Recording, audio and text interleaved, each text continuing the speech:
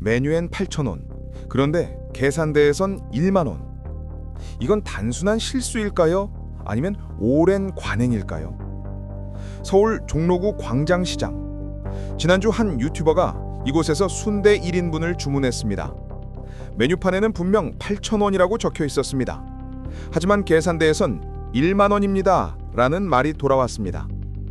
유튜버가 이유를 묻자 상인은 고기를 섞었기 때문이라 답했습니다. 그러나 유튜버는 섞어달라고 한 적도 그런 안내를 받은 적도 없다며 영상을 공개했습니다. 이 영상은 업로드와 동시에 빠르게 확산되었고 광장시장 바가지 논란이라는 키워드가 하루 만에 온라인 실시간 검색어 상위에 오르기도 했습니다. 댓글창에는 나도 똑같은 일을 당했다. 이건 한두 사람의 문제가 아니다. 몇 년 전에도 같은 방식이었다는 글이 이어졌습니다. 비슷한 피해 경험을 공유하는 사람들은 시장 구조의 문제를 지적했습니다. 이 사건은 단순한 오해나 실수의 문제가 아닙니다. 촬영된 영상, 사장과 손님의 진술, 상인회의 반응까지 더해지며 누가 거짓말을 하고 있는가라는 논란으로 번지고 있습니다. 그 과정에서 소비자들은 이건 결국 신뢰의 문제라고 말합니다. 가격표가 있지만 믿을 수 없다면 시장의 의미는 무엇이냐는 겁니다. 실제로 시장을 직접 돌아보면 여전히 비슷한 구조를 볼 수 있습니다.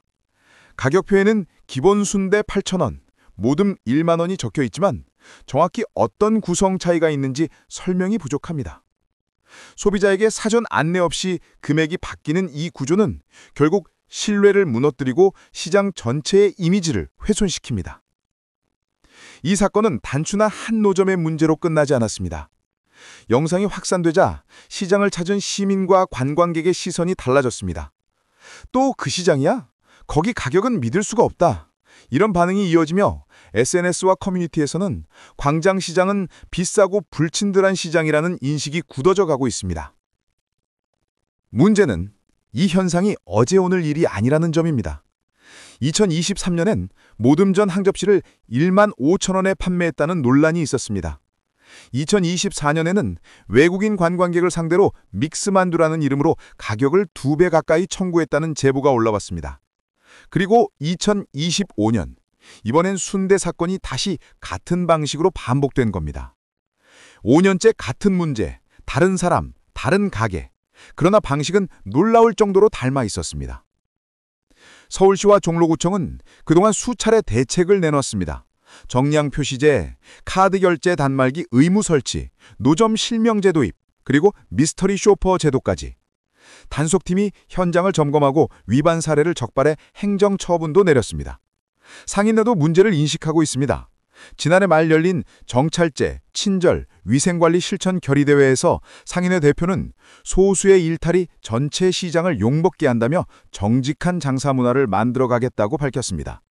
그러나 여전히 일부 상인은 기존 관행을 고수하고 있습니다. 결국 바뀌지 않는 건 제도가 아니라 사람의 인식이라는 사실이 드러납니다.